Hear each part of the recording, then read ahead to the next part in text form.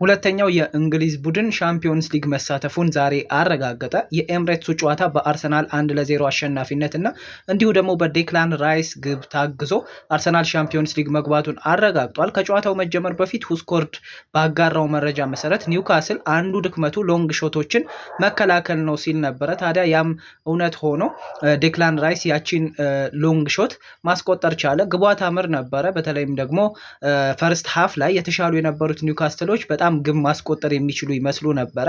እስከ 18ኛው ደቂቃ ድረስ እኮ ዴቪድ ራያ ወደ 5 ሾቶችን ነው ሴቭ ማድረግ የቻሉ። ያ ማለት በጣም ሲያጠቁ ነበረ። ከዛ ባለፈ የአርሰናል ተጫዋቾች እድሎችን ሲያገኙ ሲወጡ ነበረ። ግን ደግሞ ፈርስት ሃፍ ላይ ተበልጠው ነበር፣ በብዙ ቁጥሮች ተበልጠዋል።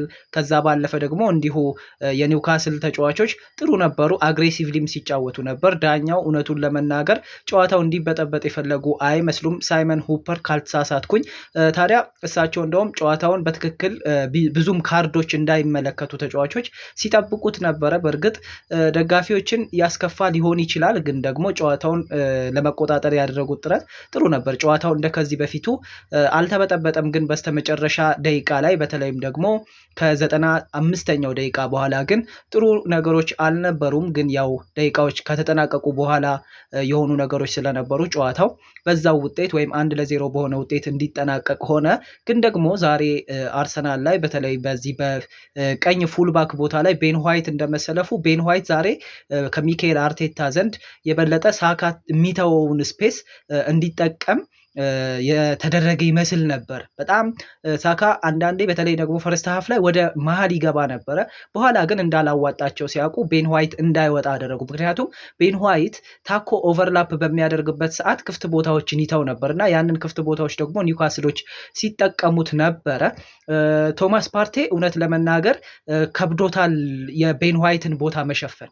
ምክንያቱም አማካይ ላይ ጥሩ ነው፣ በደንብ ተቆጣጥሮታል ጨዋታውን። ግን ቤን ዋይት ለማጥቃት በሚወጣ ሰዓት ለቶማስ ፓርቴ ሜዳው ይሰፋበታል ማለት ነው። ምክንያቱም አማካዩን የራሱን ቦታ ይጠብቃል።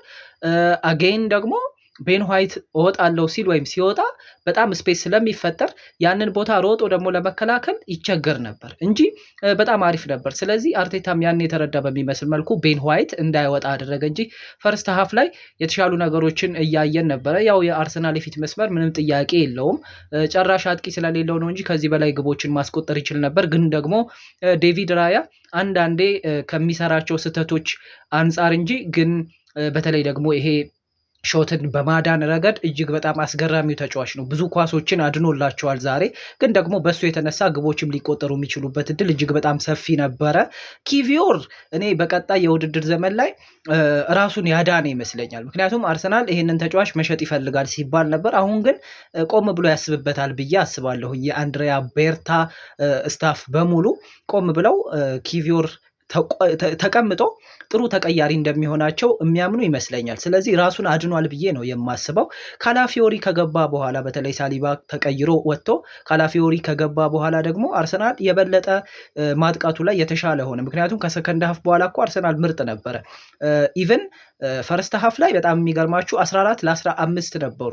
በጣም በተደጋጋሚ ወደ ቦክስ ውስጥ በመግባት ኒውካስል የተሻለ ነበር፣ በጣም ይገባ ነበር።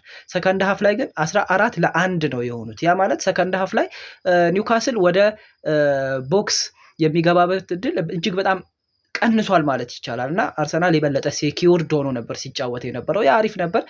ምክንያቱም ደግሞ ሻምፒዮንስ ሊግ ተሳትፏቸውን እንዲያረጋግጡ አድርጓቸዋል ብዬ ነው የማስበው።